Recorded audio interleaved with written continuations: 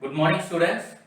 I hope you all have gone through the first video in which we have seen about some introduction to computers and characteristics and applications of computer and various generations of computer. So I hope you all very clear about that. So in this video, you will start with the next topic, that is the basic operations of computer. Before going into the topic, we all know that computer is a electronic device. First thing, it gets some input from the user. That is the second thing. Based on the input, with a given set of instruction, it do some process. This is the third thing. And finally, it produces some output to the user. So these are the four things we know about the computers. So for the basic operations of the computer, two things are needed, very important. The first thing is the data and the next one is the information. So with these two things, we can able to derive the basic operations of computer. From that, we can able to conclude the definition for computer. So let us see what is the data and information. So first one, data. Data is an unprocessed collection of raw facts. So it is a fact from which we need to process to get a information, to get an idea. So it is called as unprocessed collection of raw facts, mainly used for communication and interpretation. So means evaluation. It evaluates. From that we can able to evaluate to get a output and process. So for these three things the data is mainly used. See here the example is Arun, MCA and 30. We have three terms. From this we can able to know the basic idea of the terms, the basic meaning of the terms. So Arun is a name of a person, maybe a name of a person, maybe a name of a shop, whatever may be. We cannot conclude it. MCA. In general, we know that it is related to the degree. It is related to the studies, higher studies, or any other abbreviation might be there. And 30 is a number. So this is the basic thing we know with these three terms. This is called data. From this we can process. From this we need to process these information to get a idea or a output. So let us see the information. It is a collection of facts from which conclusion may be drawn. So whereas data is also a collection of raw facts, but it is unprocessed. Whereas information is a processed collection of raw facts. It is a processed collection of facts from which conclusion may be drawn. So here see the example. Arun is 30 years old. So from this we can say that Arun is a person. His age is 30. We can conclude that. So this is the difference between the data and information. So this converting data into information is called as data processing. So this is the main objective of the computer. Data processing. It processes the data. From this we will see the basic operations of the computer. This is the diagrammatic representation of the basic operation of computer. So here you see the computer gets the input and process it based on some instruction or condition and it produces the output. Whereas the input is the data and it processes it and produces the output, whereas it is the information. From this we can derive the definition for computer. So the computer is an electronic device which takes the input as a data, that is the unprocessed fact, and process it based on the instruction, set of instruction, and produces a output, that is the information. So this is the definition for computer, or the basic definition for computer. So next we will see about the components of computer and their functions. Before going into the topic, that is the components of computer and their function, let us discuss some basic information. We all know that computer is an electronic device. It takes the input, based on the instruction it processes the input and produces the output. This we have seen till the basic operations of computer. What makes the computer to work? What are all the things needed to make the computer work? Two important things are needed. One is the hardware and another one is software. So hardware is the physical component. Physical component means it may be a keyboard, mouse or motherboard or a RAM or memory devices. So what are all the components that we can able to touch and feel comes under the physical component. That is a physical. Physical means we can able to touch and feel. So that is comes under the hardware. Next is software is a set of programs or instructions which makes the computer to process, which makes the computer to work. Based on the instructions, it processes the input. All the instructions will be given through the software. Okay, both hardware and software combined together make the computer to work, make the computer to function. Okay, next thing. When a task is given to the computer, when an activity is given to the computer, it undergoes these three phases which we discussed in the basic operations. So this is the base diagram from which we elaborate that base diagram by applying the what are all the components available in each phase. That we frame the components of computer diagram. Based on the diagram, we will go with the theory part. So once you understand the diagram clearly, you can easily write the theory part. So this is the diagram for the components of computer. So only by understanding the diagram, you can easily write the theory part. Okay. First, understand how to draw the diagram. Don't memorize to draw the diagram. Okay. So I will teach you how to easily understand the diagram. Okay. Two things you have to remember.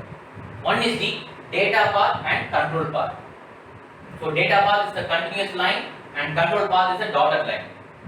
So data path is nothing but where the data travels from one unit to another unit. Control path is nothing but the control travels from one unit to another unit, from where the control travels. Okay, these two things you have to keep in mind. So let us clear with the data path. The data path starts from the input unit, from the user. The data starts from the user. The user gives the data as an input to the computer and it goes to the main memory. That is the primary memory that we call as temporary storage. Okay. From there it travels inside for the process till the ALU it travels. ALU is nothing but arithmetic logic unit. Okay. Both up and down it travels till ALU and also here secondary storage, that is the permanent storage. From again after processing, the main memory displays the output, so it goes to the output unit. So starting from the input unit, the data is stored in the main memory. For processing, it travels here in between the units and it produces the output and it goes to the output unit. Okay, this is all about the data part. Next is the control part, from where the control starts. Control starts from the control unit. To each part, the control starts. Okay, you can see that from control unit, each and every part will have the connection. So from control unit, the connection is for the input unit and also to the secondary storage and here to the ALU and next to the internal memory and next to the main memory and also to the output unit. So this is all about the data path and control path. Once you understand how to draw the diagram easily, you can easily write the theory part. Now let us go with the theory part in detail. In the theory part, the first topic is the input unit. So first part is the input unit. So input unit is to feed any form of data, whereas in the input unit it feeds any form of data to the computer, and which can be stored in the memory. So after getting the input from the user, it stores in the memory. We have told that from the input unit, the connection goes to the main memory. It stores the data into the main memory, in the temporary storage for further processing. So it stores the information for processing. It circulates the data till the ALU and also to the secondary storage. We have seen the data flow. Okay. For example, the input unit, for example, is keyboard and mouse. Okay. Next is the central processing unit. That is the middle part. That is the middle part.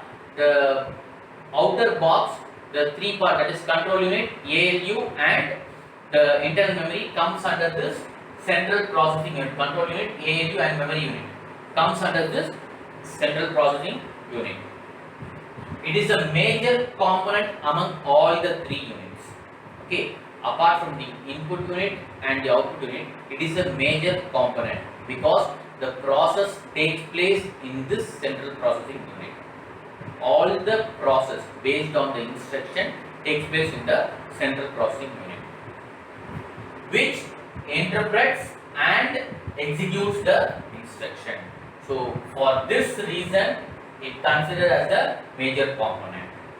It executes, it evaluates, it processes all the input based on the instruction only in this central processing unit, and also controls all the other units. With the help of the control unit, it controls all the other units, including the input unit, ALU, and the internal memory, main memory, secondary storage, and the output unit. All the units are controlled with only by the central processing unit with the help of the control unit.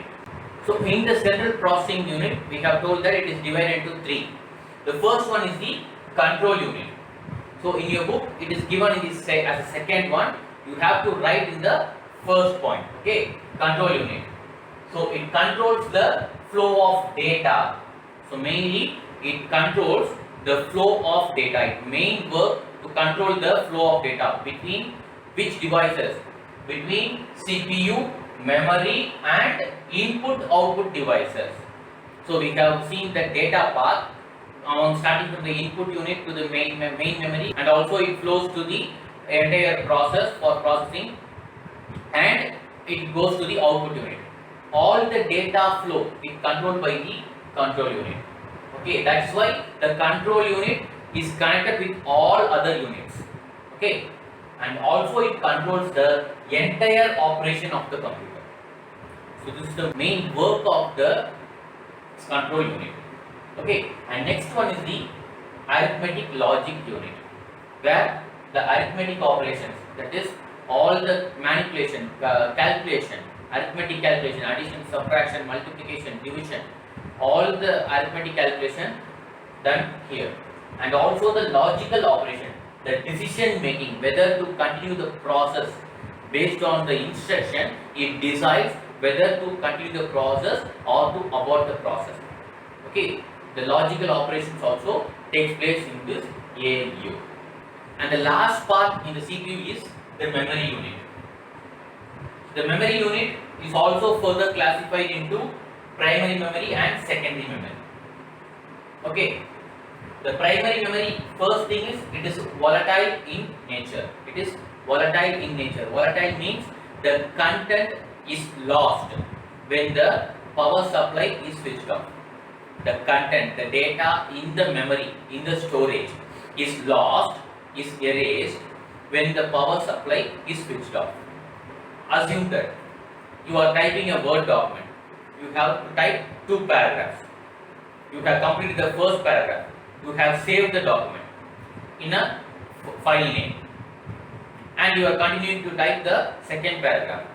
Suddenly the power supply is switched off. Again you turn on the computer. Now when you open the document, you can able to view the first paragraph, that is till you have saved. The content which you have typed in the second paragraph will be stored temporarily in the main memory, which will be lost when the power supply is switched off. So that is the volatile in nature. That is temporary storage. For example, random access memory, that is RAM.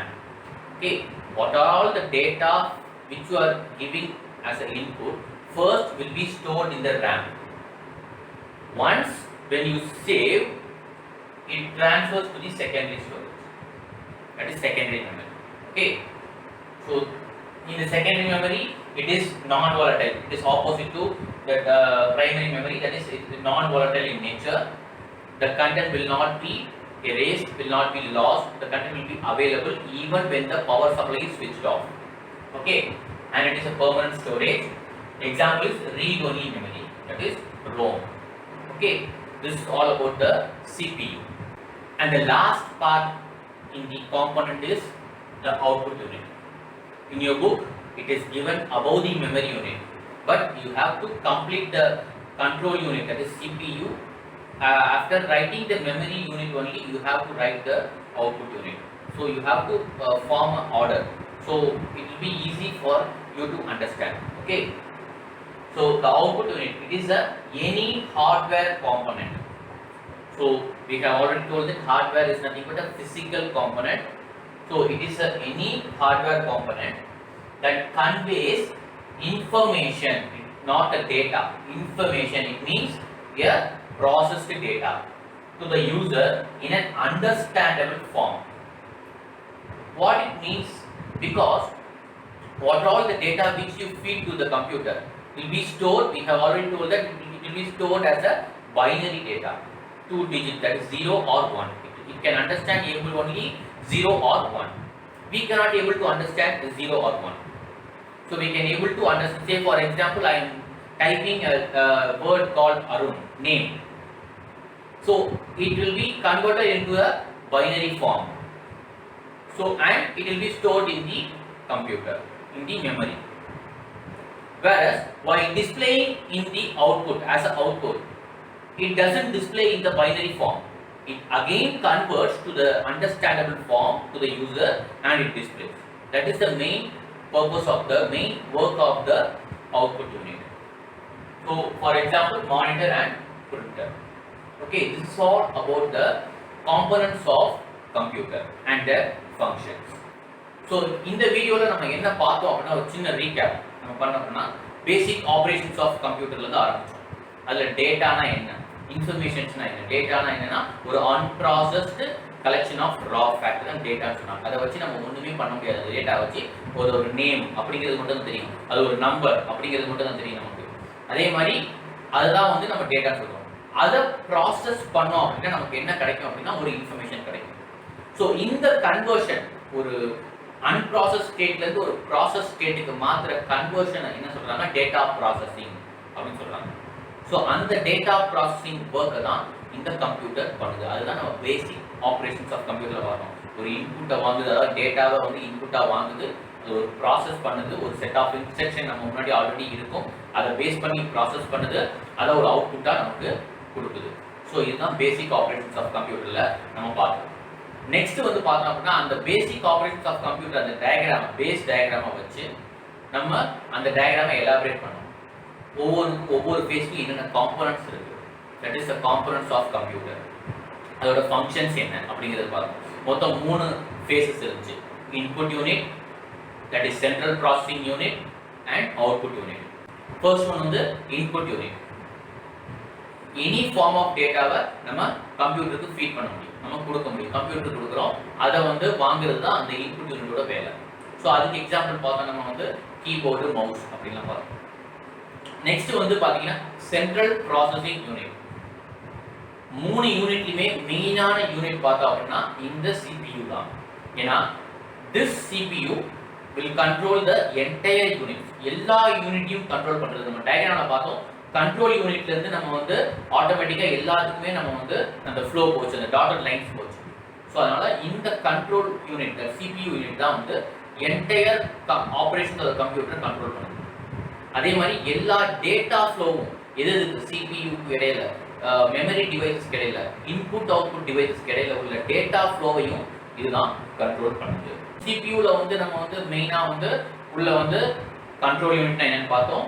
It controls the entire operation அப்படிங்கிறது பார்த்தோம். அதுக்கப்புறம் வந்து memory யூனிட்ல ரெண்டு type பார்த்தோம்.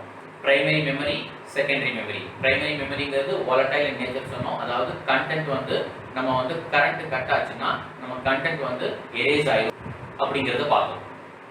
அதுக்கப்புறம் அது வந்து டெம்பரரி ஸ்டோரேஜ் அப்படின்னு சொன்னோம். அதுக்கு எக்ஸாம்பிள் வந்து RAM, random access memory. So அதே மாதிரி செகண்டரி மெமரி வந்து ஆப்போசிட் அப்படியே நான் volatile in nature.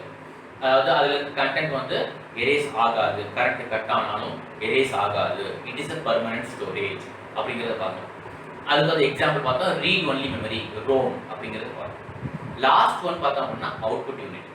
Output unit அதான் சொன்னது, ஒரு யூசருக்கு அண்டர்ஸ்டாண்டபிள் ஃபார்முலா கொடுக்குற ஹார்ட்வேர் காம்போனன்ட்டை தான் நம்ம வந்து என்ன சொல்றாங்க, அவுட்புட் யூனிட்னு சொல்றாங்க.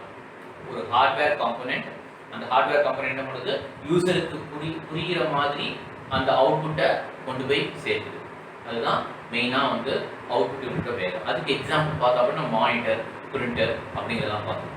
ஸோ நெக்ஸ்ட் வீடியோவில் நம்ம இன்புட் டிவைசஸ், அவுட்புட் டிவைசஸ்லாம் என்ன. இப்போ நம்ம இன்புட் யூனிட், அவுட்புட் யூனிட் ஜென்ரலாக பார்த்தாச்சு. சிபியூ தான் நம்ம வந்து இன் டீட்டெயிலாக பார்த்தோம். இன்புட் யூனிட்ல என்னென்ன நம்ம டிவைசஸ் எக்ஸாம்பிள் சொன்னோம், அவுட்புட்லையும் எக்ஸாம்பிள் சொன்னோம். So in the next video we will see about what are all the input devices available and what are all the output devices available. Thank you students.